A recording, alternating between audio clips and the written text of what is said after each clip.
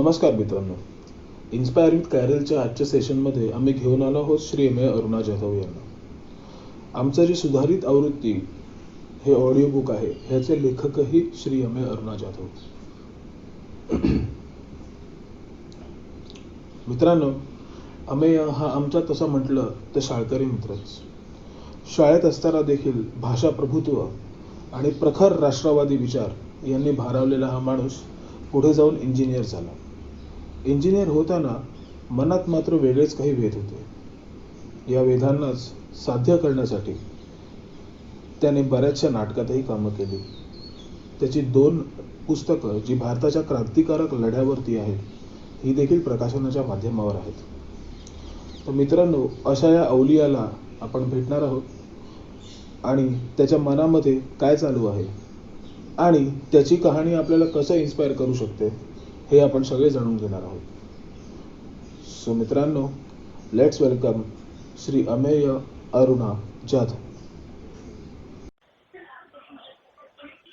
नमस्कार मित्रांनो, मी Raviraj chiral ventures तर्फे सगळ्या व्ह्युअर्सचं तुमचं अगदी मनापासून स्वागत करतो. अमेय, वन्स अगेन तुझंही आम्ही मनापासून स्वागत करतो. हो रविराज, परत मला इथे बोलवल्याबद्दल खूप खूप धन्यवाद. अमेय, आम्हाला जाणून घ्यायचंय, मी जास्ती उत्सुकता ताणत नाहीये, मला जाणून घ्यायचंय आपल्या देशासाठी जीवाची बाजी लावणाऱ्या क्रांतिकारकांविषयी तुझं काय मत आहे? रविराज, असं आता सांगायचं झालं तर भारताचा इतिहास हा क्रांतिकारकांच्या इतिहासाशिवाय पूर्ण होऊ शकत नाही. म्हणजे आता असं एक गाणं आहे की दे दी हमें आजादी बिना खडक बिना ढाल, साबरमती के संत तूने कर दिया कमाल. तर अर्थातच ते गाणं बरोबर आहे. गांधीजींचा जो लढा होता तो अहिंसात्मक मार्गानेच होता. तिथे खडक आणि ढाल यांचा काही संबंध नव्हता. पण त्याशिवाय भारताच्या स्वातंत्र्य लढ्यामध्ये इतरही काही क्रांतिकारकांनी आपलं योगदान दिलंय आणि त्यांच्या योगदानाशिवाय आपल्याला स्वातंत्र्य हे मिळूच शकलं नसतं. तर मी असं म्हणेन की अहिंसात्मक लढा आणि आपलं क्रांतिकारकांचं योगदान हे एकाच नाण्याच्या 2 बाजू आहेत. आणि अहिंसात्मक लढा हा बराच नंतर सुरू झाला, पण आपला जो क्रांतिकारकांचा लढा होता तो भरपूर वर्षा अगोदर सुरू झालेला होता. म्हणजे आपण जर इतिहासात जर नजर टाकली तर मला वाटतं 1830च्या सुमारास उमाजी नाईक यांनी सर्वात पहिले इंग्रजांविरुद्ध लढा सुरू केला होता. आणि 1833 नंतर 1857ला जे युद्ध झालं, म्हणजे सरकारविरुद्ध किंवा कंपनी सरकारविरुद्ध जे बंड पुकारलं गेलं, ज्याला सावरकरांनी 1857चं स्वातंत्र्य समर असं गौरवलंय, तर ते 1857चं स्वातंत्र्य समर झालं. त्यामध्ये आपल्या अनेक वीरांनी, म्हणजे तात्या टोपे म्हणा, झाशीची राणी लक्ष्मीबाई म्हणा, बहादूरशाह जफर म्हणा किंवा राजा कुंवरसिंह म्हणा, या सर्व नेत्यांनी, या सर्व आपल्या जहागीरदारांनी बलिदान दिलं. आणि त्यानंतर मला वाटतं 1877 किंवा 78च्या सुमारास पंजाबमध्ये कुका शिखांनी इंग्रजांविरुद्ध उठाव केला होता. अच्छा. आणि त्यांच्यानंतर मग आपल्या महाराष्ट्रामध्ये जो आपला समाज 1857च्या क्रांतीनंतर पूर्णपणे शांततेत राहिला होता, त्यांना स्वातंत्र्याबद्दल आस राहिली नव्हती, अशा समाजात जागृती निर्माण करण्याचं काम जे केलं ते वासुदेव बळवंत फडक्यांनी. अच्छा. आणि म्हणून त्यांना आद्य क्रांतिकारी म्हटलं जाते.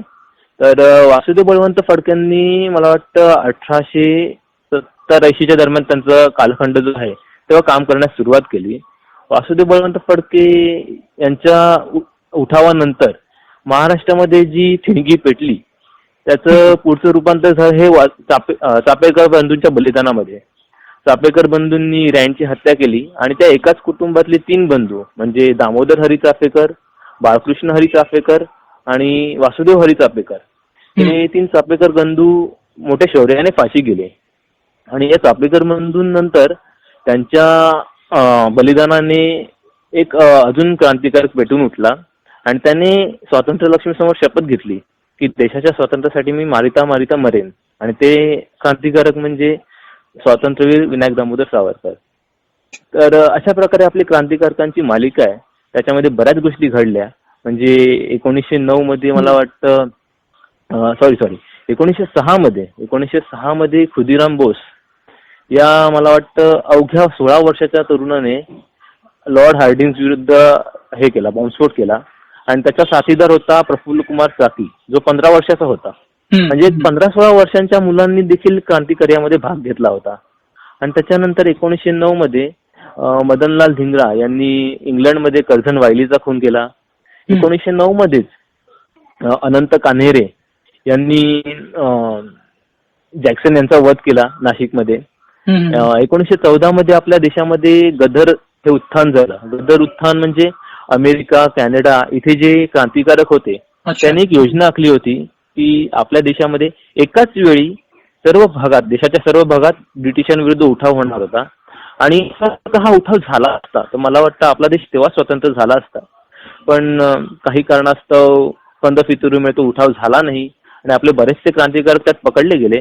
आणि त्या पकडल्या गेलेल्या क्रांतिकारकांमध्ये जर काही नाव घ्यायची झाली तर सोहनसिंग भाकना, करतान सिंग सराबा अशी पंजाबमधले काही युवक होते.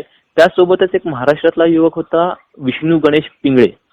आणि या विष्णू गणेश पिंगळेंची जर महानता सांगायची झाली तर मी एक उदाहरण देतो, त्याच्यावरून तुम्हाला कळेल की भगतसिंग, आपले जे सरदार भगतसिंग आहेत, त्यांना अटक केल्यानंतर जेव्हा त्यांना विचारलं गेलं की तुमच्या क्रांतिकार्याची प्रेरणा तुम्ही कुठून घेतली, तर त्यांनी सांगितलं होतं की माझ्या क्रांतिकारकाची जी प्रेरणा आहे ती मी 2 लोकांकडनं घेतली.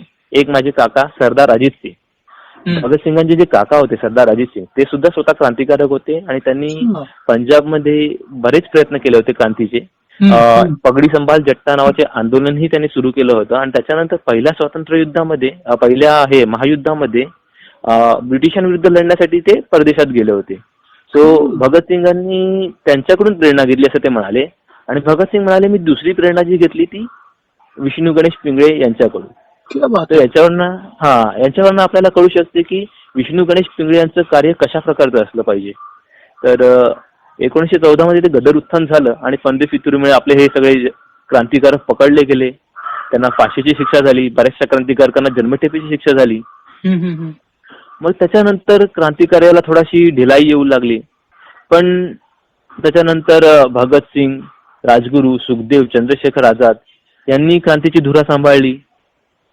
त्याचवेळी बंगालमध्ये चितगाव इथे सूर्यसेन, कल्पना दत्त या क्रांतिकारकांनी ब्रिटिशांच्या शस्त्रगारावर हल्ला केला, तिथली शस्त्र पळवली. आणि मग झालेल्या चकमकीत आपले हे क्रांतिकारक मारले गेले. जे पकडले गेले त्यांनाही फाशी दिली गेली. आणि मग त्याच्यानंतर आपण येऊया 1940च्या आसपास. तर 1940च्या आसपास सरदार उधमसिंग या आपल्या क्रांतिकारकांनी लंडनमध्ये जाऊन मायकल ओडवायर यांचा खून केला. आता हा मायकल ओडवायर कोण, तर ज्याने जालियनवाला बाग हत्याकांड केलं, जनरल डायर त्याला सपोर्ट केला तो हा मायकल ओडवायर. आणि त्याचा खून केला सरदार उधमसिंगांनी लंडनमध्ये जाऊन. आणि त्याच्यानंतर 1945च्या आसपास जर आपण बघितलं तर सुभाषचंद्र बोसांचं कार्य आपल्या सगळ्यांना ठाऊकच आहे की ते कशा प्रकारे जपानमधून आझाद हिंद फौज घेऊन भारतात येण्याचा प्रयत्न करत होते, भारताच्या स्वातंत्र्यासाठी प्रयत्न करत होते. तर हा जो आपण इतिहास लक्षात घेतला तर 1833 पासून आपल्या क्रांतिकारकांनी देशाच्या स्वातंत्र्यासाठी प्रयत्न सुरू केले होते, जे आपला देश स्वातंत्र्य होईपर्यंत अविरत चालू होते. तर मला असं वाटतं की या क्रांतिकारकांनी जे काही योगदान दिलंय भारताच्या स्वातंत्र्य लढ्यामध्ये ते आपण विसरून चालणार नाहीत. अर्थात आपण प्रत्येक क्रांतिकारकांचे स्मृती दिन साजरे करू शकत नाहीत, पण कुठेतरी आपण आपल्या मनामध्ये त्यांच्या कार्याची ज्योत तेवत ठेवूया, मनामध्ये त्यांना आदरांजली वाहूया. आणि त्यांचं जे काही चरित्र आहे जे आता उपलब्ध आहे काही काही ठिकाणी ते आपण वाचून त्यांचं जीवन जाणून घेण्याचा प्रयत्न करूया. मला वाटतं हीच आपल्याकडून त्यांच्यासाठी श्रद्धांजली असेल. Perfectly said Ameya. आणि if I am not wrong की आशुतोष गोवारीकर यांनी खेले हम जी जान से असा एक मूवी पण काढला होता जो तू Chittagong, if I am not wrong, चितगावच्या ह्याच्यावर इन्सिडेंटवर होता तो, त्या मिशनवरती होता तो. हो बरोबर म्हणाले तुम्ही. म्हणजे हा जो चित्रपट होता हा चितगाव शस्त्रगारावर जो हल्ला झाला त्याच्याशी संबंधित होता. पण चित्रपटाला कशाने मर्यादा असतात. म्हणजे जो उठाव झाला तो वास्तविक 2-2.5 तासांच्या एका चित्रपटामध्ये मांडणं शक्य नव्हतं. आशुतोष गोवारीकर जींनी जो पिक्चर केला त्याच्यामध्ये त्यांनी थोड्याफार ज्या महत्वाच्या घटना आहेत त्या दाखवल्या, पण सगळ्यात जो जे तिकडे घडल्यात त्या घटना जाणून घ्यायच्या असतील तर आपल्याला इतिहास वाचणं, जाणून घेणं गरजेचं आहे. पण ठीक आहे, म्हणजे आशुतोष गोवारीकरांनी जो प्रयत्न केलाय तो खरंच एक स्तुत्य प्रयत्न होता. तो खूप तो वाखाणण्याजोगा आणि खरोखर तू जसं म्हणतोयस तो स्तुत्य प्रयत्न होता. आणि एक मी आता रिसेंटली मूवी पाहिला होता, सचिन खेडेकर यांनी काम केलेलं बोस, सुभाष बाबूंच्या आयुष्यात. जे तू आता म्हंटल ना ते मला त्यावेळेलाही जाणवलं तो मूवी पाहताना, की सुभाष बाबूंचं आयुष्य ते 3-3.5 तासात दाखवणं इट्स हायली इम्पॉसिबल. म्हणजे ते आकाश पूर्ण कवेत घेण्याचा प्रयत्न करण्यासारखं आहे किंवा आकाश मुठीत बांधण्यासारखं घेण्याचं आहे. पण मला एक विचारायचं आहे की ही इतकी लांब लचक क्रांतीची जी परंपरा आहे, इतक्या आधीपासून हा लढा सुरू होता. मला असं म्हणणं आहे की ह्याच्यामध्ये एक वेगळ्या अँगलने जर बघितलं तर तुला नाही वाटत की प्रचंड प्रमाणात पेशन्स लागतात ह्यासाठी, प्रचंड प्रमाणात इमोशनल इंटेलिजन्स लागतो. इंटेलिजन्स तो अनालिटिकल आणि लॉजिकल स्किल तर लागतं, पण इमोशनल इंटेलिजन्स ही तुमच्याकडे असावा लागतो तो, आणि पेशन्स पण भयंकर असावे लागतात. काय सांगशील तू याच्याविषयी? एखादा जर रेफरन्स असेल तर तू you can share with us. नाही, कशाबद्दल म्हणत काय, म्हणजे इमोशनल पण इंटेलिजन्स? क्रांतिकारकाने म्हणजे लोकांना मोस्टली भरपूर मी काही लोकांशी बोलतो तर त्यांचं म्हणणं असतं की किंवा त्यांचा अप्रोच असा असतो की क्रांती म्हणजे काय, घे सूर्य आणि मार उडी, तू करून टाक. नाही. हा अप्रोच नसतो माझ्या मते तरी. जेवढं मी वाचतोय, जेवढं तुझ्याबरोबर इंटरॅक्ट करतोय इतकी वर्ष तरी, तर मला तर असं वाटलं नाही.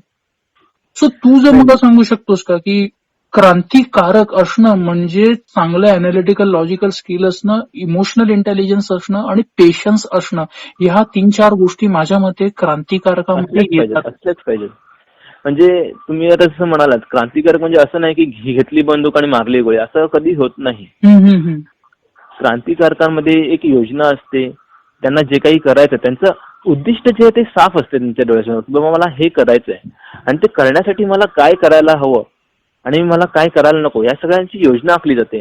आणि ती योजना आखताना देखील बऱ्याच गोष्टींची प्रिकॉशन्स ते घेतात, बऱ्याच गोष्टी होणार नाही त्याची काळजी घेतात. म्हणजे जसं का आपल्यामुळे इतर कुठला क्रांतिकारक पकडला जाऊ नये यासाठी मी हे जे काही करतोय ते मी कोणाला सांगणार नाही, अशा प्रकारच्या शपथा वगैरे घेतल्या जातात. आणि त्या शपथा अशा नाहीत, शपथा अगदी आगीवर हात ठेवून भयंकर पद्धतीने आग खरपूस भाजला जातो आणि अशा प्रकारे त्या शपथा घेतात आणि ते त्या शब्दांचं व्यवस्थित पालन वगैरे केलं जाते तिकडे. आणि आता एखादा मनुष्य क्रांतिकारक पडतो तेव्हा साहजिक आहे त्याच्या कुटुंबाची ही ससेहोलपट ही होणारच. आणि या गोष्टीची कल्पना असून देखील तो माणूस क्रांतीत पडतो. सो त्यांच्या त्यागाचे आपण तेवढं हे ठेवलं पाहिजे. परफेक्ट. आणि तू रासबिहारी बोसांविषयी तू म्हणाला होतास की ते 11 वर्ष पेशन्सने ठेवले होते, म्हणजे बाहेर तिकडे राहून. ते जरा सांग, मला ते आठवत नाही एक्झॅक्टली. आता जर तुला आठवत असेल can you share with us? Rashbehari Bose मला वाटतं 1906च्या दरम्यान जे हे होते आपले गव्हर्नर होते बंगालमध्ये, त्यांच्या गाडीवर रासबिहारी बोस यांनी बॉम्बस्फोट केला होता. आणि बॉम्बस्फोट केल्यानंतर अर्थातच त्यांच्यावर अटक वॉरंट चालू झालं होतं, त्यामुळे त्यांना तिथून निघणं भाग होतं. तो ते तिथून निघून मला वाटतं जपानमध्ये गेले. आणि जपानमध्ये तेव्हा पहिलं महायुद्ध सुरू होतं. म्हणजे पहिल्या महायुद्धाला जेव्हा नुकतंच तोंड लागलं होतं तेव्हा त्यांची अशी इच्छा होती की आपण इथे एखाद दुसरी सेना उभारावी जे आपल्याला इंग्रजांविरुद्ध लढण्यासाठी काम करता येईल ज्या सेनेचं. त्याप्रमाणे त्यांनी तिथे काम सुरू केलं. आणि अर्थात पहिलं महायुद्ध संपेपर्यंत त्यांच्या कामाला अजिबात यश आलं नाही. आणि तिथे जपानचे जे सैनिक होते त्यांनाही ब्रिटिशांकडून प्रेशर येत होतं की आम्हाला रासबिहारी बोस द्या. तर त्यांना तिथे भूमिगत व्हायला लागलं जपानमध्ये. आणि मला असं वाटते जवळपास 11 वर्ष ते रासबिहारी बोस जपानमध्ये भूमिगत होऊन राहिले महायुद्ध आटपेपर्यंत.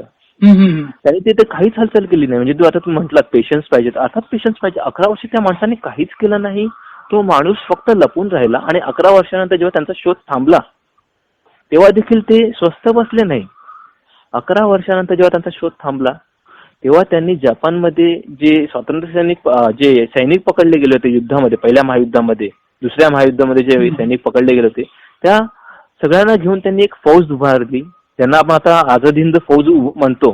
ती फौज उभारण्याचं जे श्रेय जाते ते रासबिहारी बोसांना जाते, की त्या माणसांनी भूमिगत होऊन बाहेर पडल्यानंतर ती फौज उभारली आणि त्या फौजीचं नेतृत्व नंतर त्यांनी सुभाषचंद्र बोस सारख्या एका हिऱ्याला दिलं. आणि त्याच्यामुळे ती जी आहे आझाद हिंद फौज ती भारताकडे येऊ शकली. तर रासबिहारी बोस यांचं जे योगदान आहे क्रांती कार्यामध्ये ते खरंच खूप मोलाचं योगदान आहे. बरोबर म्हणतोय तुम्ही. आणि हे ऐकायला थ्रिलिंग वाटतं, एकदम सॉलिड वाटतं, फिल्मी कहाणीसारखं वाटतं, पण थोडा रिअलिटी चेक आपण विचार केला की भूमिगत राहून त्याच्यानंतर ती सेना उभारणं म्हणजे खूपच खूपच लिमिटेड रिसोर्सेस असताना लोकांना कन्व्हिन्स करणं हे खूप टीडीएस असतं, हे खूप आव्हानात्मक अर्थात. असतं. म्हणजे रविराज, मी एक गोष्ट सांगू इच्छितो इथे, की आताच एक उदाहरण देतो. आता आपल्याकडे लॉकडाऊन लागलं. लॉकडाऊन लागल्यानंतर आपण किती 4-5 महिने घरी येतो फक्त. आणि हम्म. 4-5 महिने घरी राहिल्यानंतर आपण सगळे असे वैतागलो की बाबा अरे मी आता घरी राहू नाही शकत. हो हो. हा, पण तरी या लॉकडाऊन मध्ये आपल्याला सवलती होत्या की आपण बाहेर जाऊन काही खायच्या पिण्याच्या गोष्टी घेऊन येऊ शकतो. रासबिहारी बोसांना ते सुद्धा नव्हतं. म्हणजे ते माझ्या वाचनात जेवढं आलं तर एका घराच्या तळघरामध्ये राहायचे आणि त्या तळघरातून ते बाहेर येऊ शकत नव्हते, कारण बाहेर आल्यानंतर त्यांचा वावर जगजाहीर झाला असता आणि त्यांना पकडण्यात आलं असतं. तर ते तळघरात राहिले 11 वर्ष. 11 म्हणजे वर्ष याच्यावरून आपल्याला तळघरात. हा याच्यावरून आपल्याला कल्पना येऊ शकते की त्या माणसाचा त्याग काय होता आणि त्याची इच्छाशक्ती किती जबरदस्त होती की 11 वर्षानंतर सुद्धा बाहेर येऊन त्यांनी क्रांतिकार्याला पुन्हा वाहून घेतलं. म्हणजे एखादा सामान्य माणूस असता तर त्याने विचार केला असता, अरे बस झालं बाबा, आता मी सुटलो, मी हो परत त्याच्यात पडणार नाही. हो. पण त्या माणसाने तसं केलं नाही. 11 वर्षानंतर जेव्हा तो बाहेर आला तेव्हा त्यांनी पुन्हा स्वतःला क्रांतिकार्याला वाहून घेतलं. आणि याच्यावरनं आपण सांगू शकतो की त्यांची जी इच्छाशक्ती होती ती अतिशय दुर्दम्य होती, अतिशय प्रचंड इच्छाशक्ती होती त्यांची. हो हो. म्हणजे आपल्या मराठीतून एक रेझिलियन्सला, if I am not wrong, रेझिलियन्सला एक शब्द आहे तितिक्षा म्हणून. म्हणजे आपल्या लोकमान्यांचंही बघायचं झालं तर त्यांना मंडालेला तिकडे नेलं, त्याला तिकडे त्यांनी ते वेळ घालवला नाही रडण्यात वगैरे, सक्त मजुरी करून त्यांनी ते गीता रहस्य लिहिलं. हो, म्हणजे मला सांगा, आपण तुरुंगात असताना एखादा माणूस किती फ्रस्ट्रेट होऊ शकतो एकांतात राहून. पण तो एकांतवास त्यांनी एका चांगल्या कामासाठी वापरला, एका म्हणजे फ्रुटफुल कामासाठी वापरला त्यांनी. आणि याच्यातच त्यांचं दिसते, कर्तृत्व दिसते. एक्झॅक्टली. म्हणजे सिच्युएशन जशी बदलते तसं काय म्हणतो आपण त्याच्याबद्दल बदलत जाणे, त्या अनुकूलन स्वतःमध्ये साधत जाणे, हेही क्रांतिकारकासाठी खूप महत्वाची गोष्ट आहे. ग्रेट. बरोबर बरोबर, एकदम बरोबर बोलला रविराज तू. म्हणजे तुमच्या या बोलण्यावरनं मला एक गोष्ट आता अजून इथे सांगावीशी वाटते. मला प्लीज आठवली एक प्लीज. गोष्ट. मी सावरकरांची एक गोष्ट सांगतो. हे सावरकर जे आहेत त्यांना क्रांतिकारकांचं मुकुटमणी असं म्हटलं जाते. त्यांनी सुरुवातीचा जो आपला काळ आहे त्यांचा बघितला तर लहानपणी त्यांनी आपल्या परदेशी कपड्यांची होळी केली होती. त्याच्यानंतर मोठे होऊन ते परदेशात गेले शिकण्यासाठी. तर परदेशात गेले तेव्हा त्यांनी तिकडच्या क्रांतिकारकांना स्वदेशप्रीतीचे धडे देण्यास सुरुवात केली. स्वदेशप्रीतीची धडे देताना जो आता मी मगाशी म्हणालो की 1909 मध्ये अनंत कान्हेरींनी जॅक्सनचा खून केला होता. तो जॅक्सनचा खून करण्यासाठी जी रिव्हॉल्वर पाठवलं गेलं होतं ते सावरकरांनी जिथून पाठवलं होतं. तो अशा प्रकारे त्यांनी क्रांतिकाराला स्वतःला वाहून घेतलं होतं. आणि त्या जॅक्सन वधाच्या खटल्यादरम्यान त्यांना जन्मठेपेची शिक्षा झाली. आणि जन्मठेपेची शिक्षा भोगल्यानंतर त्यांना सरकारने सांगितलं की तुम्ही राजकारणात भाग घ्यायचा नाही, या अटीवर मी तुम्हाला सोडतोय. आणि त्यांनी मंजुरी दिली की ठीक आहे, मी राजकारणात भाग घेणार नाही. आणि त्यांना राजकारणात भाग घेणार नाही या गोष्टीवरनं जेव्हा सोडण्यात आलं, जेव्हा ते रत्नागिरीला येऊन स्थानबद्ध अवस्थेत होते, त्यावेळी ठीक आहे त्यांनी राजकारणात भाग घेतला नाही. पण त्यावेळी त्यांनी जे दुसरं काम केलं ते होतं, त्यांनी आपल्या धर्मामध्ये जे काही अनिष्ट चालीरीती होत्या, रूढी परंपरा होत्या, त्या तोडण्यास सुरुवात केली. तेव्हा त्यांना जो काही वेळ मिळाला होता तो त्यांनी त्या कार्यासाठी वापरला. म्हणजे तू जसं आता म्हणालास की जसा वेळ बदलत जाईल तसं स्वतःमध्ये बदल करून त्या परिस्थितीत अनुकूलन व्हायला लागते. तर तशा प्रकारे त्यांचं कृत्य होतं ते की त्यांना राजकारणात भाग घेता येत नव्हता. तर त्यांनी जे काही आपल्या धर्मातल्या चालीरीती बदलण्यासाठी वेळ हे होता त्याच्यासाठी तो वेळ घालवला. आणि त्याच्यानंतर मला वाटतं 1937 मध्ये त्यांच्यावरचे निर्बंध उठले, ते राजकारणात भाग घेऊ लागले, तेव्हा पुन्हा ते राजकारणामध्ये उतरले. म्हणजे असं नाहीये की त्यांच्याकडे जो मोकळा वेळ होता तो त्यांनी असाच घालवला. त्यांनी काहीतरी फ्रुटफुल काम केलं त्या ह्याच्यात पण. तर तू जे म्हणालास ते अगदी बरोबर आहे की जशी वेळ बदलेल तसं क्रांतिकारकांनी स्वतःला बदलले आणि त्याप्रमाणे त्यांनी वेगवेगळी कामं केलेली आहेत. Perfect perfect. अमेय, तू साधारण तुझा कल आहे इतिहासाकडे, पण हे पुस्तक लिहिताना आय थिंक 2 पुस्तकं लिहिलेली आहेत तू. आता तुझं हो येते हो. उधम सिंगांवरती पुस्तक येते. आता तू हे ऐतिहासिक काही लिहिताना किंवा आता समजून घेताना ह्याच्यावर विचार करताना एक रिसर्च करावा लागतो. साधारण तो हा रिसर्च कसा करतो, म्हणजे व्हॉट्स युअर प्रोसेस? खरं सांगू ना, आत्ताच्या ज्या मी रिसर्च करतोय त्याच्यामध्ये काही एवढं कठीण नाहीये. म्हणजे मला वाटतं मागच्या इंटरव्ह्यू मध्ये जसं सांगितलं होतं की विष्णू श्रीधर जोशी यांनी जो रिसर्च केलाय त्यांच्यासमोर आता मी जे काही करतोय ते काहीच नाहीये. विष्णू श्रीधर जोशींनी त्या काळामध्ये काहीच उपलब्ध नसताना फोन, पत्र या माध्यमातून माहिती मिळवली, त्या स्थळांना भेटी दिल्या, त्या स्थळ प्रत्यक्ष बघितली, तिथले फोटो काढले, प्रत्यक्ष साक्षीदारांना ते भेटले, अशा प्रकारचा त्यांचा रिसर्च होता. आणि त्या मानाने माझं काम जे आहे ते आता भरपूर सोपं झालेलं. म्हणजे आता कसं आहे ना, गुगल उपलब्ध आहे. तुम्हाला एखाद्या विषयाची जर माहिती घ्यायची असेल तर तुम्ही त्या व्यक्तीचं किंवा त्या प्रसंगाचं नाव टाका गुगलवरती, तुम्हाला त्या प्रसंगासंदर्भात किंवा त्या व्यक्तीसंदर्भात जितकी काही पुस्तकं आहेत किंवा जितके काही चित्रपट आहेत किंवा जितकी काही मालिका आहेत त्या सगळ्या तुम्हाला त्या गुगलवर दिसतील की बाबा एवढ्या एवढ्या मालिका आहेत, एवढी एवढी पुस्तकं आहेत, एवढी एवढी चित्रपट आहेत. आणि ते चित्रपट किंवा ते मालिका जरी म्हणाल तरी तुम्हाला ते ऑनलाईन प्लॅटफॉर्मवर सगळे उपलब्ध असतात, तुम्हाला ते मिळून जातील. आणि पुस्तकांचं म्हणाल, जी जुनी पुस्तकं आहेत ती उपलब्ध नाहीत म्हणा, पण ती जुन्या लायब्ररीत देखील उपलब्ध होतात. तर माझं असं आहे, मी जेवढी उपलब्ध साधनं असतील माझ्याकडे, पुस्तकं म्हणा किंवा चित्रपट म्हणा, तर मी सगळ्यात पहिले पुस्तकं वाचतो सगळी. आणि समजा मी आता 10 पुस्तकं वाचली तर ते 10 पुस्तकांमध्ये जे काही कॉमन फॅक्ट्स आहेत, सगळ्यांमधून जे काही एखाद्या कॉमन गोष्टी निघतात त्या मी पहिले बाजूला काढतो, यांचे मुद्दे काढतो.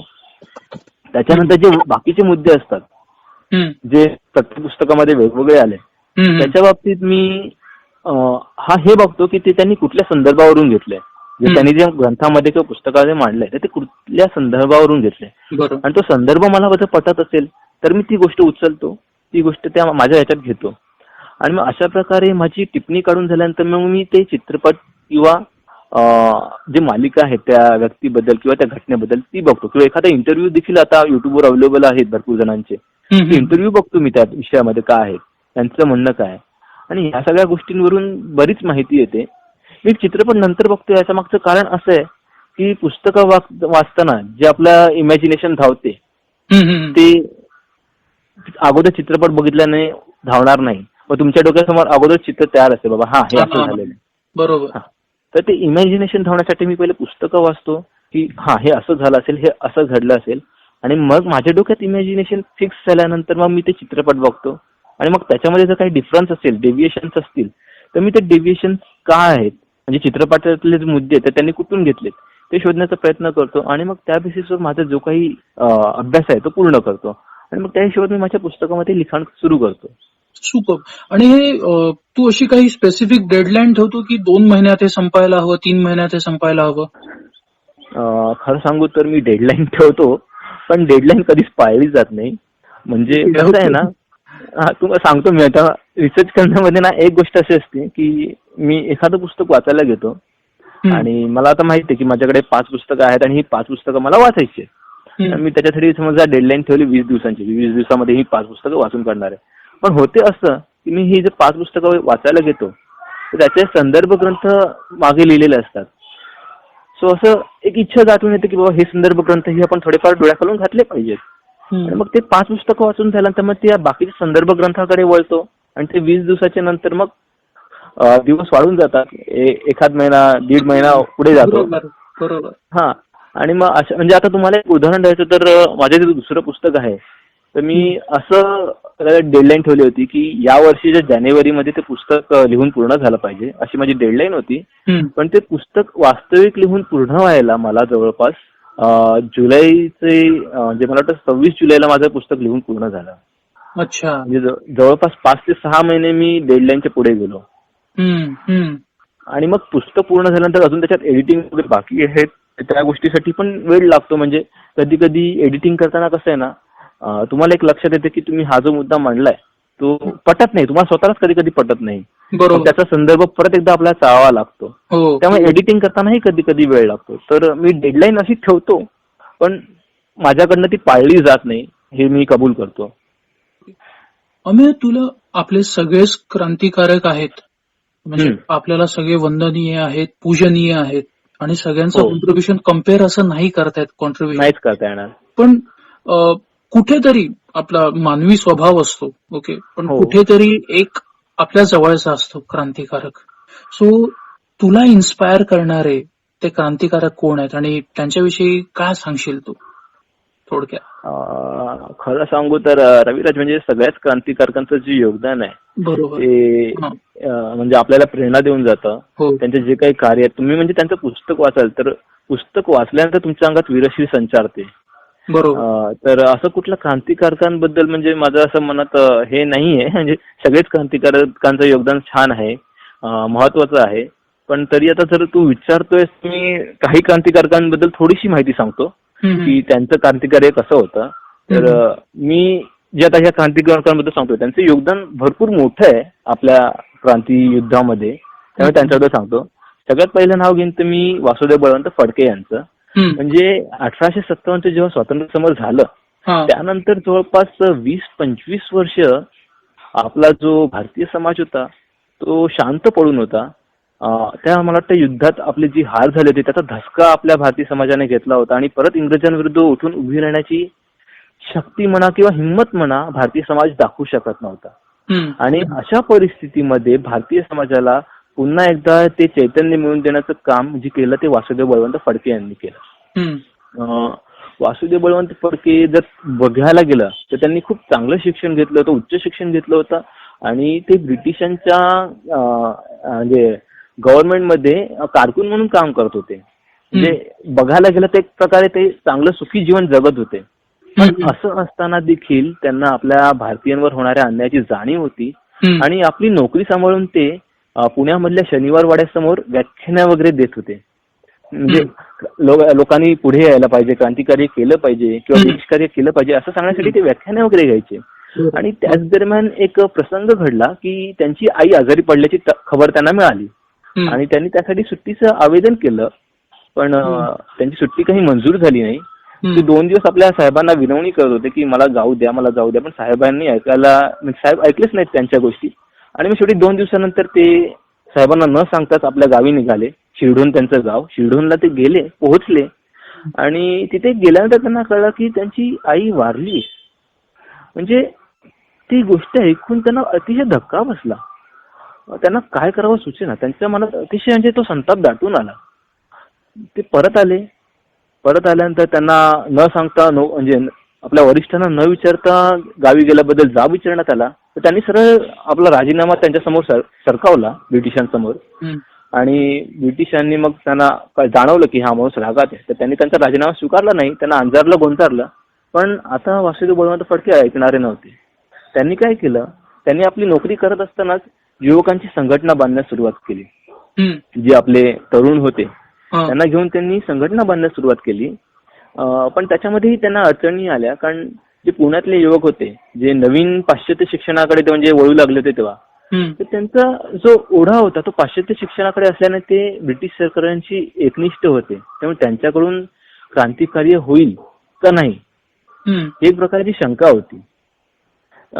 तर वासुदेव बळवंत फडक्यांनी ह्या ज्या तरुणांची जी संघटना आहे ही तुर्तास बाजूला ठेवली की त्यांना जाणवलं की यांच्याकडून कदाचित एकनिष्ठ काम होणार नाही. बरोबर. आणि मग त्यांनी रामोशांची संघटना जोडण्यास सुरुवात केली. ते रामोशांच्या वस्तीत जाऊ लागले, तिथे चांगले लोकोपयोगी कामं करू लागले, त्यांच्या हिताची कामं करू लागले. आणि अशी कामं करता करता त्यांनी त्यांची संघटना जमवण्यास सुरुवात केली. आणि दौलतराव म्हणून एक रामोशी होते, त्यांना हाताशी घेऊन त्यांनी क्रांतिकार्य सुरुवात केलं. ब्रिटिशांना वासुदेव बळवंत फडक्यांची या कृत्याची खबर लागली होती. तर ते त्यांना अटक करणार यापूर्वीच वासुदेव बळवंत फडके जे आहेत ते त्यांना गुंगारा देऊन निघाले. आणि मग त्यांनी या रामोशांना घेऊन ठिकठिकाणी दरोडे टाकण्यास सुरुवात केली. ठिकठिकाणी म्हणजे धनिकांच्या घरी, जे जमीनदार आपल्या शेतकऱ्यांना लुबाडत होते त्या धनिकांच्या घरी दरोडा टाकण्यास सुरुवात केली. आणि जो जमलेला पैसा होता तो त्यांनी या शेतकऱ्यांच्या किंवा गरीब जनतेच्या कल्याणासाठी वापरण्यास सुरुवात केली. म्हणजे आपल्याकडे एक व्यक्ती अतिशय हे आहे, प्रसिद्ध आहे, रॉबिन हुड नावाची. आपण बोलतो की अमीरों को लुटता है और गरीबों को देता है. तर ही जी संकल्पना आहे ही आपल्याकडे अगोदरपासून होती. वासुदेव बळवंत फडके यांनी हेच काम केलं होतं की ते श्रीमंतांना लुटायचे आणि ते जे काही धन मिळत होतं ते गरिबांमध्ये वाटायचे. म्हणजे श्रीमंत म्हणजे जे ज्यांचं पाश असायचा, जे हे शोषण करायचे, शोषित करणाऱ्या श्रीमंतांना लुटायचे. अर्थात म्हणजे तेव्हा जे श्रीमंत होते ते जमीनदार जे होते ते तेव्हाच्या आपल्या गरीब शेतकऱ्यांना पीडत होते, त्यांच्याकडनं जबरदस्तीने शेतकऱ्या वसूल करत होते आणि त्यांच्यामुळेच आपला जो समाज आहे तो असा पिसलेल्या अवस्थेत होता. त्यामुळे त्यांना लुबाडण्याचं ठरवलं होतं वासुदेव बळवंत फडक्यांनी. आणि वासुदेव बळवंत फडक्यांचं जर अजून एक महत्वाचं कार्य सांगायचं झालं तर त्यांनी संबंध एक रात्र पुणे शहर आपल्या ताब्यात घेतलं होतं. संबंध एक रात्र म्हणजे ब्रिटिशांचा एवढा मोठा फौजफाटा असून देखील पूर्ण एक रात्र ब्रिटिश त्यांना हात लावू शकले नाहीत. पूर्ण संबंध शहरावर त्यांचा ताबा होता. आणि या संबंध रात्रीमध्ये त्यांनी काय केलं तर आपल्या शेतकऱ्यांची जी कागदपत्र ब्रिटिश दरबारात होती, त्यांच्या कर्जाची म्हणा किंवा त्यांच्या शेतजमिनीची तारण ठेवल्याची जी कागदपत्र होती ती कागदपत्र ज्या इमारतीमध्ये होती त्या सरकारी इमारतींना वासुदेव बळवंत फडकेंनी पहिले आगी लावून टाकल्या. म्हणजे आपल्या जे गरीब जनता आहे त्यांचा नाडण्याचं जे ब्रिटिशांकडे प्रमुख कारण होतं ते कारणच त्यांनी नष्ट केलं. आणि मग त्याच्यानंतर ब्रिटिशांनी जे आहे वासुदेव बळवंत फडकेंविरुद्ध एक कठोर पावलं उचलायला सुरुवात केली. त्यांना पकडण्यासाठी बरेच यत्न करावे लागले आणि त्यांना जो पकडणारा एक इन्स्पेक्टर होता डॅनियल म्हणून एक इन्स्पेक्टर होता, तर त्यांनी एक पत्रक लावलं की वासुदेव बळवंत फडके यांचा जिवंत किंवा मृत शोधून देणाऱ्यास मी एवढे हे देईन, बक्षीस देईन. तर वासुदेव बळवंत फडकेंनी काय केलं, आपल्या लोकांमध्ये पुन्हा वीरश्री संचारावी, आपल्या लोकांना हिंमत यावी म्हणून त्यांनी त्या पत्रकाच्या जागी दुसरं पत्रक लावलं की हा जो डॅनियल आहे त्याला जिवंत किंवा मृत मला पकडून देणाऱ्यास मी तो जेल त्याच्या दुप्पट रक्कम मी हे देईन, इनाम म्हणून देईन. अशा प्रकारची जी युक्ती त्यांनी तेव्हा योजली की लोकांना जराशी वीरश्री संचारावी. आणि त्यांच्या या पत्रकाने चिडून जाऊन जो डॅनियल आहे तो त्यांच्या मागे हात धुवून लागला. मग एका ठिकाणी असंच चकमक सुरू होती आणि जो वासुदेव बळवंत फडके यांचा सेनापती म्हणून आपण त्यांना, ते दौलतराव जे आहेत ते त्या चकमकीत ठार झाले. आणि दौलतराव ठार झाल्यानंतर जे आहे ती त्यांच्या सैन्याला तर अशी अवकळा आली, म्हणजे सैन्यावर कोणाचं नियंत्रण राहिलं नाही. आणि मग जे सैनिक होते ते लुटीचा माल जे आहेत ते स्वतःकडे ठेवू लागले. ते त्याची म्हणजे माहिती वासुदेव बळवंत फडकेंना मिळू नव्हती शकत त्यावेळी, ते स्वतःकडे ठेवत असल्याने. तर असे प्रकार सुरू झाले. आणि त्याचवेळी दुसरे प्रकार असे सुरू झाले की काही दुसरे दरोडेखोर होते ते असे गावामध्ये लुटा टाकायचे, दरोडे टाकायचे, गरिबांनाही लुटायचे आणि जाताना नाव सांगायचे की आम्ही वासुदेव बळवंत फडके यांची माणसं आहोत. त्यामुळे नाव खराब होण्याचे ते एक म्हणजे त्यांनी जे काही नाव मिळवलं होतं लोकांमध्ये की हा माणूस क्रांतीसाठी स्वातंत्र्यासाठी लढतोय, ते नाव खराब होण्याची शक्यता निर्माण झाली. आणि त्यामुळे त्यांनी ती संघटना तिथेच थांबवली आणि ती संघटना सोडून नवीन संघटना मिळवण्यासाठी कर्नाटकला गेले. आणि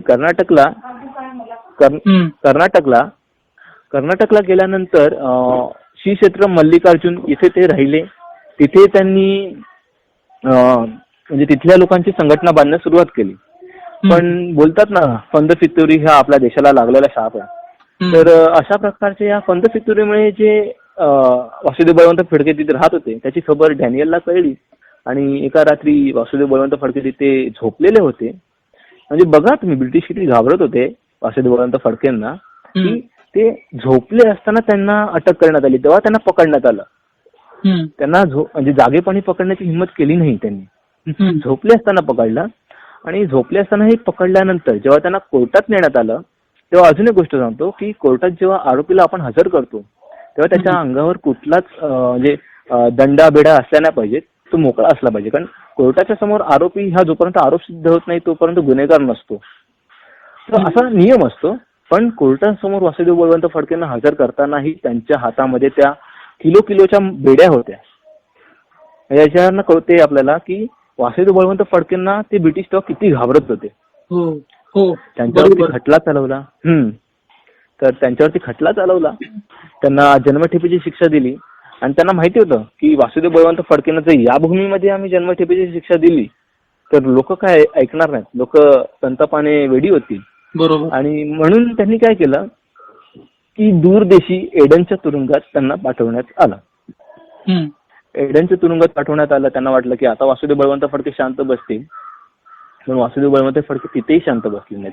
म्हणजे तिथला एक पराक्रम आता मी तुम्हाला सांगतो की तिथे कसं होतं, आपल्या तुरुंगाच्या जे गज असतात ना, हा. म्हणजे आता तुम्ही जर कल्पना केली तर ते गज लोखंडाचे आणि ते पण तुरुंगाचे, म्हणजे किती जाड असते, जाड किती मजबूत असते. हा. तर ते गज वासुदेव बळवंत फडकेंनी आपल्या हातांनी वाकवले. ते गज आपल्या हातांनी वाकवले, हं. ते त्यातून बाहेर पडले. तो दरवाजा त्यांनी तोडला, तो दरवाजा त्यांनी भिंतीला लावला, जो काही तुरुंगाचा दरवाजा भिंतीला लावला आणि त्या दरवाजावर चढून ते तुरुंगाची भिंत ओलांडून पलीकडे गेले. म्हणजे तुरुंग त्यांनी तोडला, फोडला, तिथून बाहेर पडले. आणि मग अवस्था आता अशी झाली की जिथून बाहेर पडले तो देश पूर्णतः त्यांच्यासाठी नवीन होता. बरोबर. त्या देशामध्ये फिरण्यासाठी जे पत्र लागते, पारपत्र आपण जेव्हा म्हणतो किंवा ओळखपत्राची म्हणतो, ते त्यांच्याकडे नव्हतं. त्यामुळे आणि तिथली भाषाही त्यांना येत नव्हती एडनच्या आसपास. त्यामुळे त्यांचा जरासा समस्या झाली की आता मी इथून पळालो, पण आता जाऊ कुठे.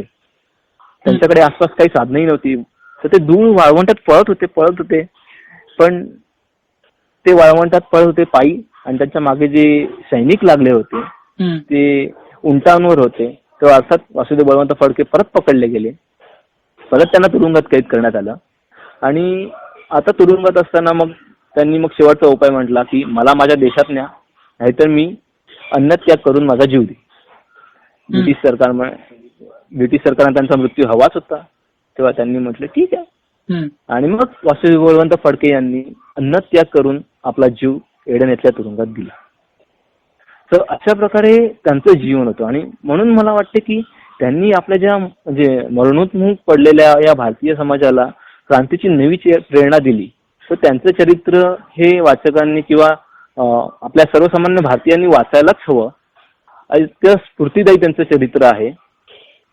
आणि त्यांच्यानंतरचं मी दुसऱ्या कोणाबद्दल म्हणेन तर मी म्हणेन स्वातंत्र्यवीर सावरकरांबद्दल.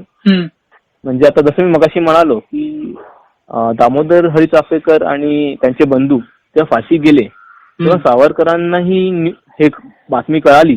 त्यांना बरेच दुःख झालं आणि त्यांनी शपथ घेतली की देशाच्या स्वातंत्र्यासाठी मी मागता मागता मरेन.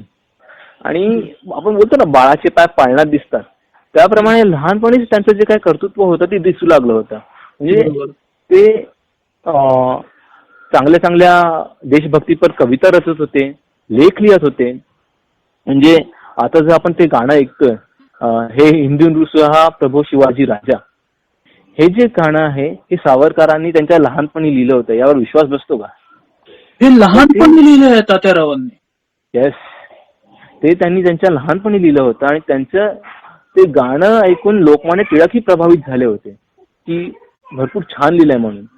तर त्यांच्या लहानपणापासून त्यांनी ही अशी चाफेकरांचा फटका म्हणा किंवा तानाजीचा पोवाडा म्हणा किंवा ही हिंदू नृसिंहा म्हणजे शिवाजी महाराजांवर जे गाणं लिहिलं, अशा प्रकारचे कवन ते रचायचे, लेख लिहायचे देशभक्तीपर. आणि इतकंच करून ते थांबले नाहीत, तर त्यांनी ते जवळपासच्या जी हे होती मुलं होती त्यांना घेऊन एक संघटना उभारली. त्या संघटनेचं नाव होतं मित्रमेळा. तर त्या मित्रमेळामध्ये ती त्यांची जी आसपासची सवंगडी होती ते काम करत होते. आणि त्या मित्रमेळाच्या अंतर्गत ते बऱ्याच गोष्टी करायचे. म्हणजे बऱ्याच गोष्टी अशा, जसं का परदेशी कपड्याची होळी करणं, स्वदेशीचा प्रसार करण्यासाठी मिरवणुका काढणं किंवा फेऱ्या काढणं, अशा गोष्टी हे मित्रमेळाचे संघटक करायचे. आणि त्याच्यानंतर सावरकर जेव्हा उच्च शिक्षणासाठी परदेशी गेले, तेव्हा परदेशी गेल्यानंतर त्यांचा संबंध आला इंडिया हाऊस मधील श्यामजी कृष्ण वर्मा आणि मादाम कामा यांच्याशी. जो तिकडेही जाऊन त्यांनी क्रांतिकार्याचा प्रसार केला. आता हे म्हणाल आपण, म्हणजे मी काही वेळापूर्वी म्हणालो की 1909 मध्ये मदनलाल धिंगरा यांनी कर्झन वायलीचा खून केला इंग्लंडमध्ये. तर ते मदनलाल धिंगरा जे होते हे सावरकरांचे खास मित्र होते. आणि मदनलाल धिंगरांनी जे कृत्य केलं त्या कृत्यामध्येही सावरकरांचा हात होता असं म्हटलं जाते. आता त्याबद्दल मला फारशी माहिती नाही, पण असं म्हटलं जाते. आणि मदनलाल धिंगरा यांनी जे म्हणजे न्यायालयामध्ये वक्तव्य दिलं होतं ते ब्रिटिश न्यायालयाने दडपून टाकलं होतं. ते वक्तव्य सावरकरांनी अगदी जसं तसं लिहून प्रसिद्ध केलं. म्हणजे आज आपण जे त्यांचं वक्तव्य वाचतोय, म्हणजे आता तुम्ही बऱ्याच ठिकाणी त्यांचं वक्तव्य वाचलं असेल किंवा ऐकलं तरी असेल, तर ते वक्तव्य जे आहे ते सावरकरांमुळे आपल्याला ऐकायला मिळते किंवा सावरकरांमुळे आपल्याला वाचायला मिळते. तर त्या खुनामध्ये सावरकरांचा हात होता असं म्हटलं जाते. त्यानंतर एक सावरकरांनी जी आहेत पिस्तूल आहेत ती पुस्तकांमध्ये लपून इंग्लंडमधून भारतामध्ये पाठवली. बॉम्ब बनवण्याचं तंत्रज्ञान त्यांनी तिथून इंग्लंडमधून भारतामध्ये पाठवलं. आणि या सगळ्या गोष्टींमुळे म्हणजे आता मला वाटतं जे मी मगाशी म्हणालो की रासबिहारी बोस यांनी गव्हर्नरांवरती बॉम्ब टाकला, तर ते बॉम्ब बनवण्याचं जे तंत्रज्ञान आहे ते सावरकरांमुळे त्यांच्यापर्यंत पोहोचलं होतं. म्हणजे हा एवढा मोठा प्रवास होता. त्याच्यानंतर जर आपण जॅक्सनवर बघितला, अनंत कान्हेरींनी ज्या पिस्तुलाने जॅक्सनचा वध केला होता ते पिस्तूल सावरकरांनी तिथून इथपर्यंत पोहोचवलं होतं. म्हणजे जी क्रांतीसाठी हत्यारं वगैरे लागतात किंवा जे तंत्रज्ञान लागते ते तर सावरकर पोहोचवत होतेच, पण त्याशिवाय म्हणजे क्रांती करण्यासाठी जी मनस्थिती लागते, जी प्रेरणा लागते ती पोहोचवण्याचं काम ही सावरकर करत होते. आणि ते कसं, तर त्यांनी 1857 स्वातंत्र्य समर नावाचं एक अतिशय देशभक्तीपर पुस्तक लिहिलं होतं. आणि आता जे कोणी मला ऐकत असतील त्यांनी ते पुस्तक नक्की वाचावं की आपल्या देशाचा जाज्वल्य इतिहास काय. तर त्यांनी ते पुस्तक लिहिलं होतं 1857 स्वातंत्र्य समर. त्याशिवाय त्यांनी इटलीचा एक क्रांतिकारक आहे जोसेफ मॅझिनी, जोसेफ मॅझिनीचं चरित्र लिहिलं होतं. भारतीय इतिहासाची 6 सोनेरी पानं म्हणून एक दुसरा आपला पुस्तक आहे ते लिहिलं होतं त्यांनी. म्हणजे त्यांनी जे क्रांतीसाठी साहित्य लागते त्यासोबतच एक प्रेरणा म्हणून ही पुस्तकं लिहिली होती की लोकांमध्ये क्रांतीची प्रेरणा निर्माण व्हावी. आणि या सगळ्या गोष्टींमुळे ब्रिटिश सरकारच्या त्या नजरेत आले की हा माणूस जो आहे हा भरपूर खतरनाक माणूस आहे, भयंकर माणूस आहे, याला जर आपण तुरुंगाच्या आत ठेवलं नाही तर हा भयंकर काहीतरी करून जाईल. हे ब्रिटिशांना भीती तेव्हापासून वाटू लागली.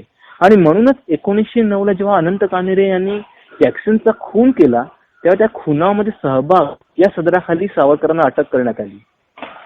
आणि सावरकरांना अटक करून भारतात नेण्यात येत होतं. त्यावेळी मार्सेलिस बंदरामध्ये त्यांनी जी उडी मारली ती सगळ्यांना माहिती आहे. तर मार्सेलिस बंदरामध्ये त्यांनी जी उडी मारली ती काही अशीच घडून आलेली घटना नव्हती की म्हणजे जहाज तिथे थांबलं आणि सावरकरांनी उडी मारली, असं काही नव्हतं. मार्सेलिस बंदरात जी उडी मारली ती सुद्धा एक योजना होती. मादाम कामा आणि सावरकर यांचा संबंध मी मगाशी म्हणालो की होता. आणि मादाम कामा तेव्हा फ्रान्समध्ये होत्या आणि त्यांच्या संगनमताने असं ठरलं की मार्सेलिस बंदराजवळ आल्यानंतर सावरकरांनी उडी मारावी, बंदरावर यावं आणि मादाम कामा ती बोट घेऊन मोटार घेऊन येणार आणि सावरकर त्याच्यात बसून निघून जाणार. म्हणजे केवढा मोठा विचार होता त्यांचा. आणि कदाचित तेव्हा जर सावरकर सुटले असते तर मला वाटतं आपल्या देशाचा इतिहास परत काहीतरी वेगळा असता. पण नाही झालं तसं.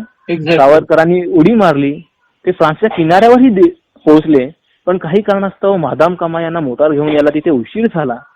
आणि त्या उशीर झाल्यामुळे सावरकरांना पुन्हा पकडलं गेलं आणि त्यांना बोटीवर नेण्यात आलं. पण मादाम कामा, आता मी ते मादाम कामाबद्दल थोडंसं सांगतो की मादाम कामा यांना जे आले तिथे आणि त्यांना कळलं की सावरकरांना पकडले गेले, तर ते तिथे थांबले नाहीत. ते फ्रान्सच्या दूतावासात गेल्या आणि तिथल्या अधिकाऱ्यावर त्या भांडू लागला की एक माणूस तुमच्या भूमीवर येतो, तुमच्या भूमीवर दुसऱ्या देशातला माणूस त्या माणसाला अटक करतो आणि घेऊन जातो, तुमचं काय चाललंय, तुम्ही या बाबतीत लक्ष घालायला नको का. आणि त्यांनी त्या मुद्द्याला एवढं आणलं की तो एक आंतरराष्ट्रीय मुद्दा बनला. अर्थात तो आंतरराष्ट्रीय मुद्दा बनला, आंतरराष्ट्रीय न्यायालयातही गेला. सावरकरांनी त्या न्यायालयामध्ये सोडण्यात आलं नाही. पण ब्रिटिशांना फ्रान्स सरकारची माफी मागावी लागली. म्हणजे मादाम कामांचं हे एवढं मोठं योगदान होतं तिथे.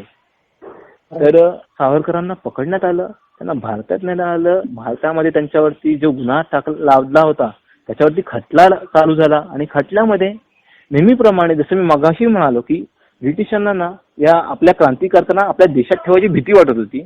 आणि म्हणून त्यांनी जसं वासुदेव बळवंत फडके यांना एडनला पाठवलं तसंच स्वातंत्र्यवीर विनायक दामोदर सावरकर यांना अंदमानला पाठवलं काळ्या पाण्याची शिक्षा भोगण्यासाठी.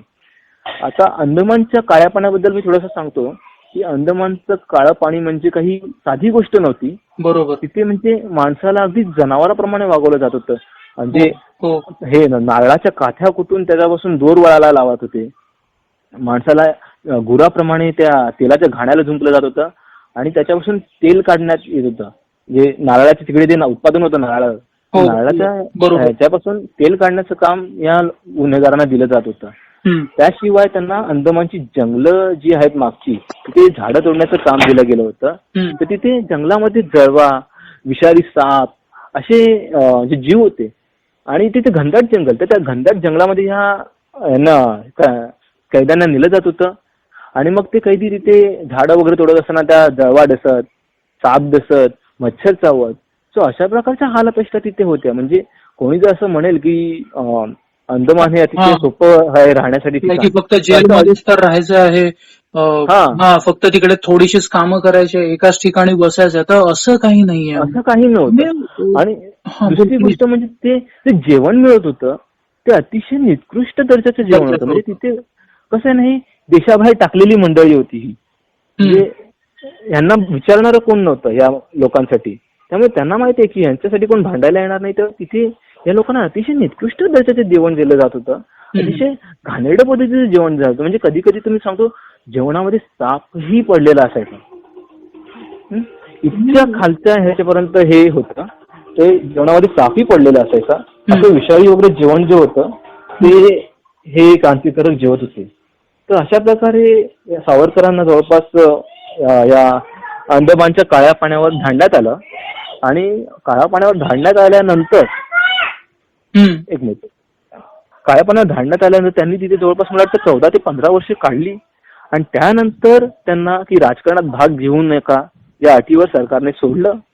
आणि मग ते परत आले. आता ते परत आले तिथपर्यंत ठीक आहे, पण त्यांनी तिथे अटकेत असताना काय केलं, ते तिथे जे अटकेत त्यांचे कैदी होते, राजकैदी होते, त्यांना ते शिक्षण देत होते. तिथे त्यांनी शिक्षण दिलं. तिथे त्यांच्यामध्ये क्रांतीचा प्रसार केला. आणि तिथे क्रांतीचा प्रसार केल्यानंतर ते जेव्हा इथे आले रत्नागिरीमध्ये, त्यावेळी त्यांना राजकारणात भाग घ्यायचा नव्हता. त्यावेळी त्यांनी धर्मकारणामध्ये भाग घेतला की आपल्या धर्मामध्ये जे काही चुकीच्या गोष्टी आहेत, चुकीच्या परंपरा आहेत, मला वाटतं तेव्हा जातीभेद हा आपल्या धर्मामध्ये अतिशय भयंकर प्रकार चालू होता. तर सावरकरांनी या प्रकाराला तोडण्याचा प्रयत्न केला. विविध धर्माच्या विविध जातीच्या लोकांमध्ये रोटीबेटी हे प्रथा आहे ती सुरू केली. त्यांनी मला वाटतं रत्नागिरीच्या पतितपावन मंदिरामध्ये सर्व धर्मियांना एकत्र जेवण घेण्याची प्रथा सुरू केली. तिथल्या राम मंदिर जे आहे ते सर्व जातींसाठी खुलं केलं गेलं. तर अशा प्रकारची कामं त्यांनी रत्नागिरीत असताना केली. आणि 1937 मध्ये नंतर जेव्हा त्यांच्यावरची ही बंदी उठली की ते राजकारणात भाग घेऊ शकत नाही, त्याच्यानंतर त्यांनी राजकारणामध्ये भाग घेतला. पण त्यावेळी त्यांना एक गोष्ट डोक्यामध्ये आली होती की आपला देश जो आहे हा विलकतेच्या वाटेवर जातोय, आपला देश जो आहे तो फाळणीच्या वाटेवर जातोय. आणि त्यांनी तेव्हाच इशारा दिला होता की आपला देश फाळणीच्या वाटेवर जातोय, त्याला थांबवायला हवं. पण आपल्या देशाचं दुर्दैव असं की सावरकरांना तेवढा लोकांचा जो प्रतिसाद होता तो मिळाला नाही. आणि त्यामुळे ते सत्तेत येऊ नाही शकले आणि ते काही करू शकले नाहीत. पण त्यांनी हा इशारा आधीच दिला होता. म्हणजे आता जर मी सावरकरांबद्दल म्हणेन तर ते लेखक होते, कवी होते, क्रांतिकारक होते, नेते होते, समाज सुधारक होते आणि द्रष्टे देखील होते. म्हणजे त्यांना फाळणी होणार हे 1937लाच त्यांनी भविष्य केलं होतं की 1937 मध्ये सांगितलं की भारताची फाळणी होऊ शकते. आणि हे 1947ला खरं ठरलं. ते काळे पाण्यावरनं जेव्हा सुटले तेव्हा त्यांनी एक आत्मचरित्र लिहिलं होतं, माझी जन्मठेप. तर त्या पुस्तकामध्ये त्यांनी लिहून ठेवलंय की हे जे काही अंदमानचं बेट आहे हे भारताचं मोठं नाविक दल होऊ शकते, ते नाविक दल व्हायला पाहिजे. आणि त्याप्रमाणे मला वाटतं 1970-75च्या दरम्यान तिथे नाविक दल झालं. म्हणजे सावरकरांना जी आहे पुढचं बघण्याची जी दूरदृष्टी म्हणतो आपण ती अवगत होती. ते बराच पुढचा विचार करायचे. आणि म्हणून 1937 ला जेव्हा त्यांना कळलं की आपल्या देशाला स्वातंत्र्य तर मिळणार आहे पण असं वेगळं होऊन मिळणार आहे, तेव्हा त्यांनी 1937 मध्ये हिंदू महासभेचं नेतृत्व स्वीकारलं होतं. आणि त्या म्हणजे संघटनेमार्फत ते हिंदूंना जागृत करत होते की बाबांनो, तुम्ही शिरगंती करून घ्या, तुम्ही स्वतःचा प्रेझेन्स दाखवा, स्वतःची उपस्थिती दाखवा, अन्यथा ह्या देशाचे तुकडे होतील. पण सावरकरांनी जी आर्त हाक आपल्या समाज बांधवांना दिली होती ती त्यांच्यापर्यंत पोहोचू शकली नाही. आणि याच्या मागचं मी कारणही सांगतो की जवळपास 20 वर्ष सावरकर राजकारणातून, 20 नाही 25 वर्ष जवळपास राजकारणातून बाहेर होते. म्हणजे ब्रिटिशांनी किती मोठी चाळ खेळली बघा की त्यांनी सावरकरांसारखा जो खंदा क्रांतिकारक होता त्याला त्यांनी 25 वर्ष राजकारणापासून दूर ठेवलं. आणि या 25 वर्षामध्ये त्यांचा जो ऍब्सेन्स होता, त्यांची जी अनुपस्थिती होती, त्याच्यामध्ये जी आपली भारतीय समाज होता तो गांधींच्या मागे गेला आणि सावरकरांना नंतर सपोर्ट मिळाला नाही आणि मग भारताची फाळणी झाली. तर त्यांचं जे म्हणजे आपण चरित्र वाचू तर त्यांनी अतिशय आपल्या आयुष्याच्या शेवटपणापर्यंत भारताच्या विकासासाठीच प्रयत्न केला आहे. एक्झॅक्टली. आणि असं म्हणतात की तात्यारावांविषयी जसं तू म्हणालस की ते उत्तम लेखक होते, कवी होते, द्रष्टा होते. म्हणजे ह्यातलं कुठलं एक डोमेन आपण जर घेतलं त्याच्यात म्हणजे असं नाही की ते नुसते कवी होते, तर महाकवी होते. त्यांच्या कविता वाचल्या म्हणजे कमला गोष्टींचा वाचलं किंवा आता जसं तू शिवरायांवरती त्यांनी छत्रपती शिवाजी महाराजांवरती त्यांनी कविता जी केलेली होती, रचलेली होती, जे गीत रचलं होतं ते बघितलं तर ती विलक्षण प्रतिभा होती. म्हणजे विलक्षण प्रतिभावंत लेखक, विलक्षण प्रतिभावंत कवी, विलक्षण प्रतिभावंत क्रांतिकारक, विलक्षण प्रतिभावंत वक्ता आणि विलक्षण प्रतिभावंत नेता. म्हणजे एक डोमेन मध्ये एक्सपर्ट होण्यासाठी माणसाला पूर्ण आयुष्य घासावं लागतं. ही व्यक्ती पाचही फ्रंटवर एक्सिलंटली काम करत होते. अर्थात. आणि एक गोष्ट मी सांगायची विसरलो की ते विचारवंत होते. म्हणजे कुठलीही गोष्ट त्यांनी अंधपणे स्वीकारली नाही की बाबा हा माझा समाज हे सांगतोय मग मी हे अशाप्रमाणे वागलं पाहिजे. नाही, त्यांना जोपर्यंत त्या गोष्टीतली काय त्याला म्हणजे गोष्टीतले जे बारकावे आहेत ते पटत नसायचे तोपर्यंत ते ती गोष्ट स्वीकारत नसायचे.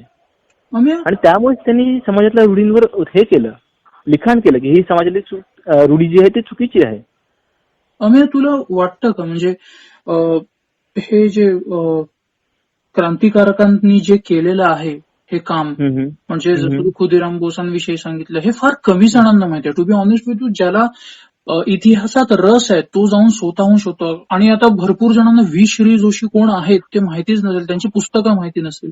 ज्याला आवड आहे तो ह्या गोष्टी शोधून काढतो, पण जास्तीत जास्त लोकांना हे क्रांतिकारी माहिती व्हावं यासाठी तू काही लिहिणार आहेस का? हे क्रांतिकारकांचं काम लोकांपर्यंत पोहोचवावं असं तुला वाटतं का? तू ते कसं पोहोचवणार आहेस? माझी इच्छा तर भरपूर आहे की हे काम लोकांपर्यंत पोहोचवावं. पण गोष्ट अशी आहे ना की म्हणजे एखाद्या क्रांतिकारकाबद्दल जर लिहायचं झालं तर बरीच पानं लिहावं लागतील. म्हणजे त्यांचं जे क्रांतिकारी आहे ते असे 10-20 पानांमध्ये आटोपणारं नाहीये. जसं तू मगाशी म्हणालास की त्यांचं क्रांतिकारी अफाट आहे. म्हणजे आता मी एका क्रांतिकाराबद्दल लिहिलं होतं म्हणजे आता एक पुस्तक माझं प्रकाशित होईल, जालियनवाला बाग. सरदार उधम सिंगांच्या जीवनकथेवर हा पुस्तक आहे.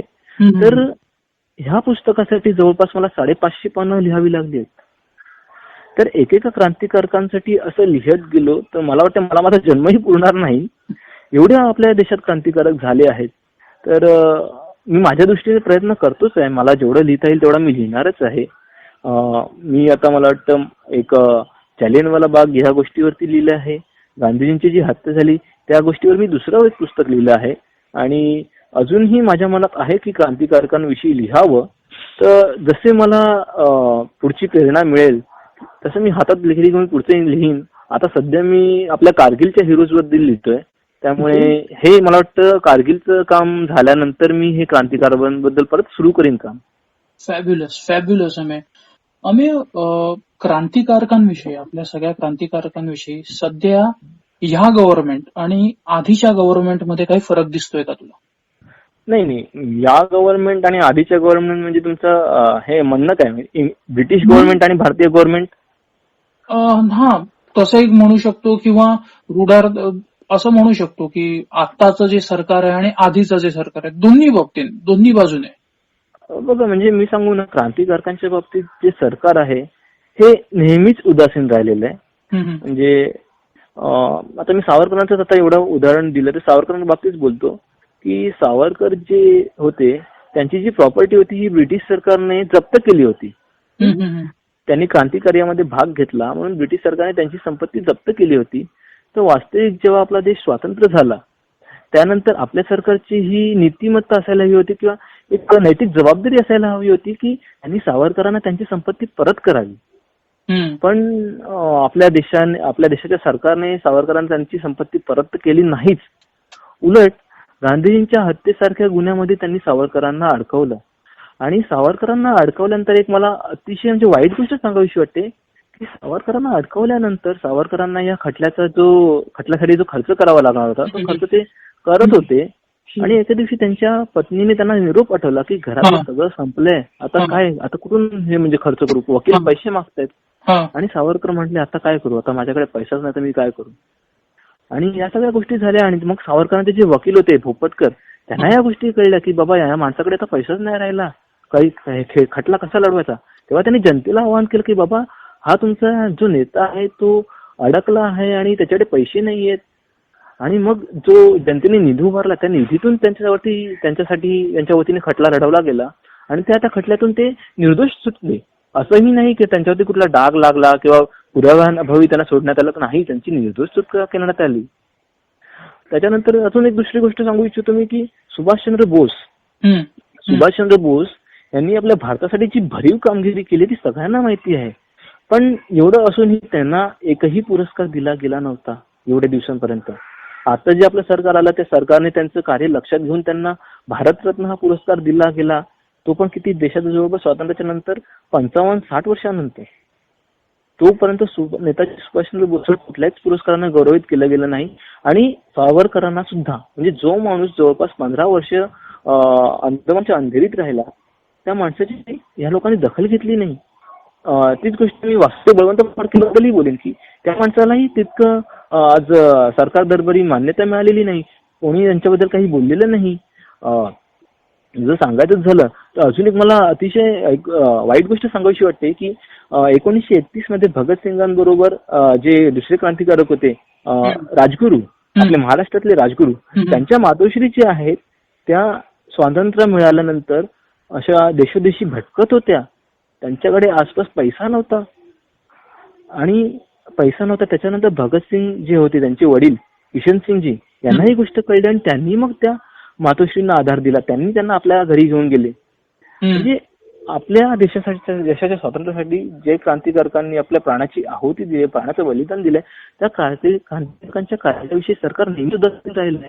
आणि अजून एक गोष्ट मी ते नमूद करू इच्छितो की विश्री जोशींचं उदाहरण की विश्री जोशींनी ते ग्रंथ लिहिले.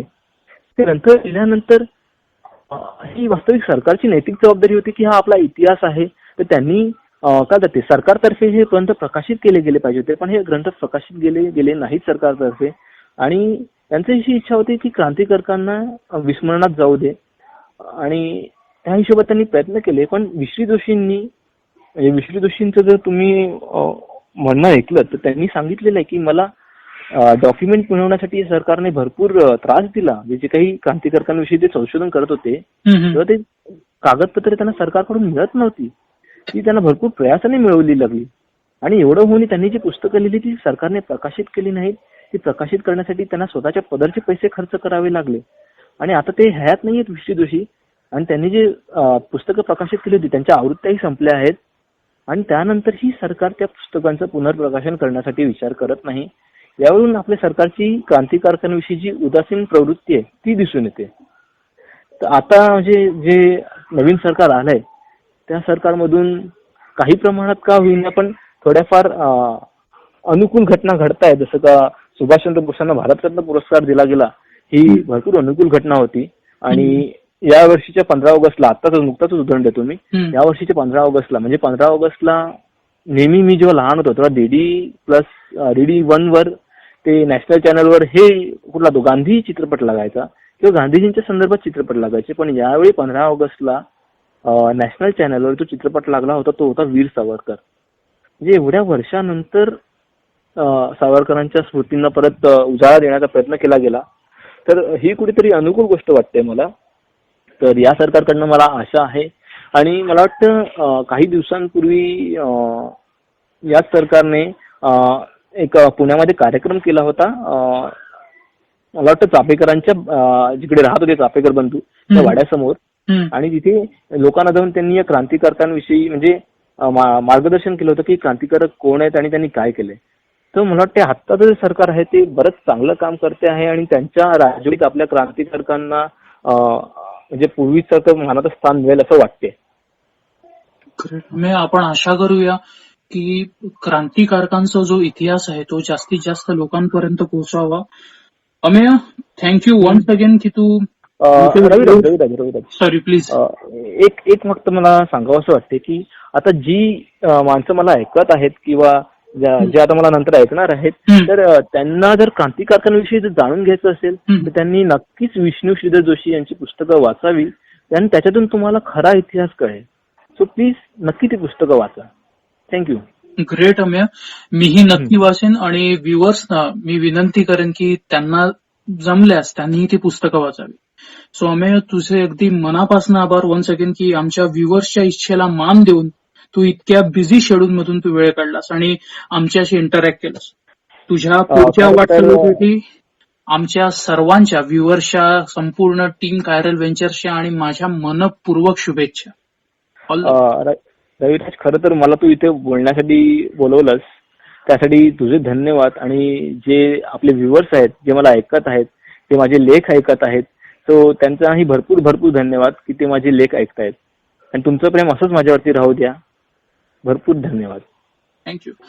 मित्रांनो, हे होते श्री अमेय अरुणा जाधव. मित्रांनो, तुम्ही चॅनलवर नवीन असाल तर चॅनलला सबस्क्राईब करा आणि आजचा व्हिडिओ, आजचं जे इंटरॅक्शन झालंय ते तुम्हाला आवडलं असेल तर नक्की लाईक करा आणि हा व्हिडिओ जास्तीत जास्त लोकांपर्यंत शेअर करा. Thank you once again for your time.